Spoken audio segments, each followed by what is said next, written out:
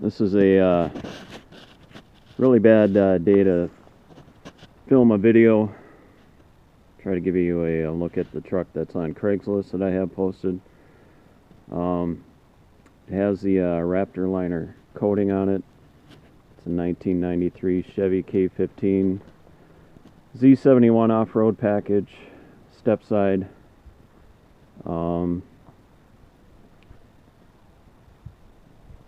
Kind of some cool looking wheels.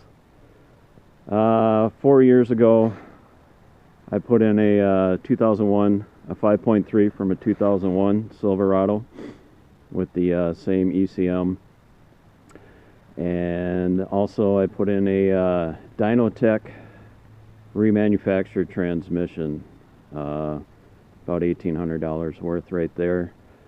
No problems with that transmission. If you ever buy one, Dynotech, remanufactured down in Jordan, Minnesota, definitely recommend them. The thing pulls strong. I'll give you close-ups in a minute here. I'm just trying to give you a look, and then I'll do a cold start. Hasn't started for, or sorry, I haven't started it for a couple days now. Here's a look at that 5.3. Be honest with you, I did all the work myself. I own this truck since '94. Second owner. Bought it with 16,000 miles on it. There's the ECM for the 2001 5.3.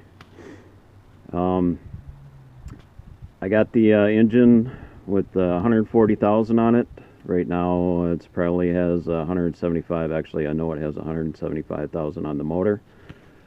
The transmission I put in at the same time has 34,000 on the transmission. I swapped out both tranny and motor at 300,000 miles. So the body has 300,000 miles on it. But the odometer reads 334, 335 right now. Also, I bought a new truck, so kind of dashed my plans, but I was going to replace both doors and both fenders and strip off all this Rhino liner and put it back to stock OEM form paint job. Also, 4 years ago, the steel bed of the step side is an Arizona bed. I replaced that. There's no rust on it. Put Rhino liner on the inside and 3M undercoating on the underneath. So bed is in excellent shape. For those who don't know, the fenders are fiberglass. No damage or cracks to the fiberglass. The Rhino lining isn't hiding anything. It's just a something I thought I would do to eliminate redoing the truck again. But for those of you who have tried Rhino liner before, you may know the pros and cons that maybe I'll point out in another video. But let's go on the inside here, and I'll do a cold start for you. Has many new parts. Has a high output generator, alternator I should say. That's a 1.5 years old. New battery, about 2 years old, somewhat new. Brakes have been done. New gas tank, new fuel pump, new transmission obviously, new U-joint just last year. What else? New radiator, probably on my second radiator on this thing. Second or third, but it's a newer radiator.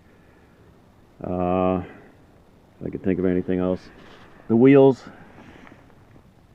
tires, they're commercial grade, so they have some pretty decent tread left on them. I only drive this in the winter time, so it looks a little more beat up than it should. But I don't know. Tires are still in good shape.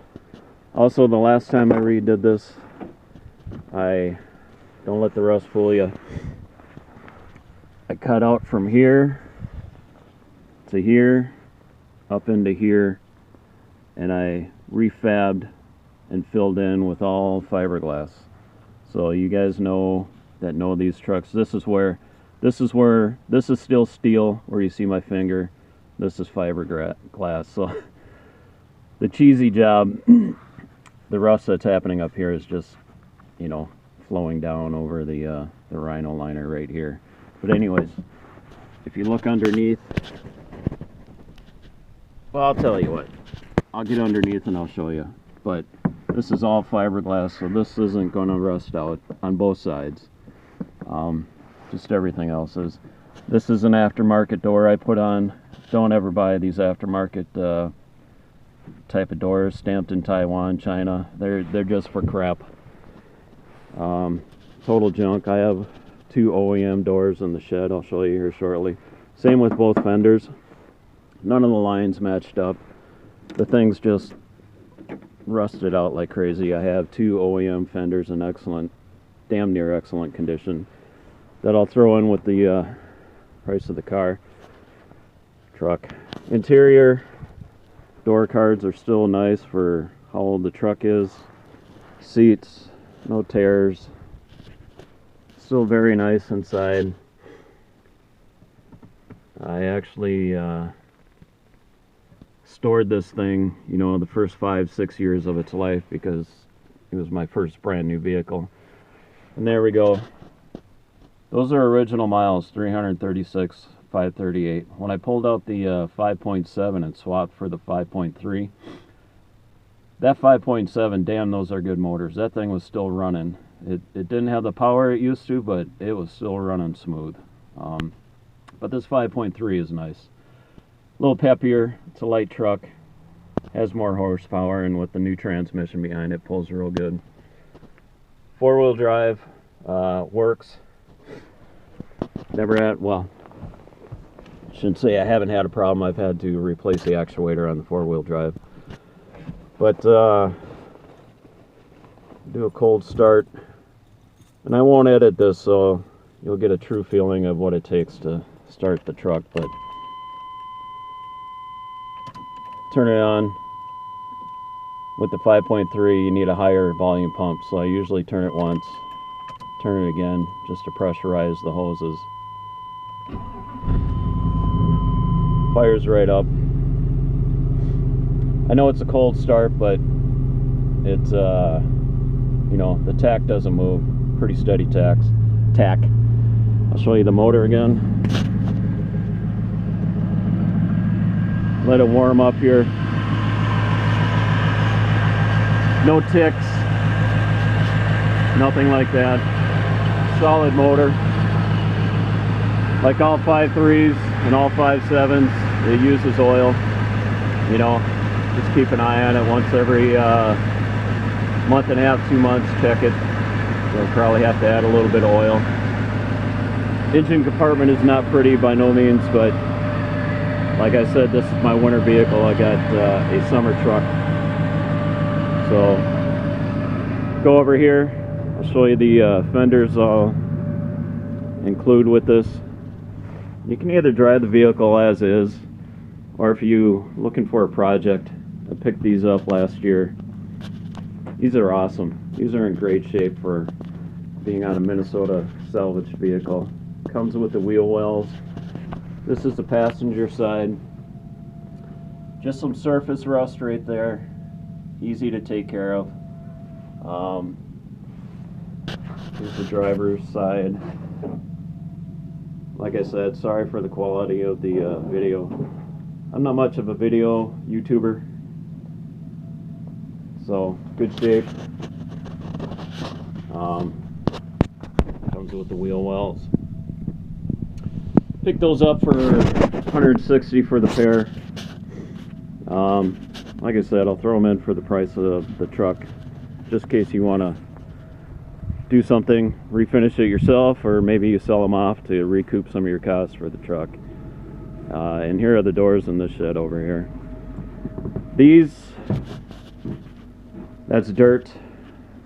No rust on the outside. These are power doors, just like the ones on the truck. I don't know if the motor works, but if they don't, the motors work on the windows that are in there now. So These are fairly good shape. Typical rust in the seams on both doors. More so the driver side. Easy cleanup to get another couple years out of, you know, for you. Or if you are good at fabricating, you could just get a panel, just cut off, lop off the bottom half, and, you know, repair the panel. So, anyways, that's the truck. There. It's kind of a side view. I'll show you that Rhino liner up close. It's kind of a rough texture.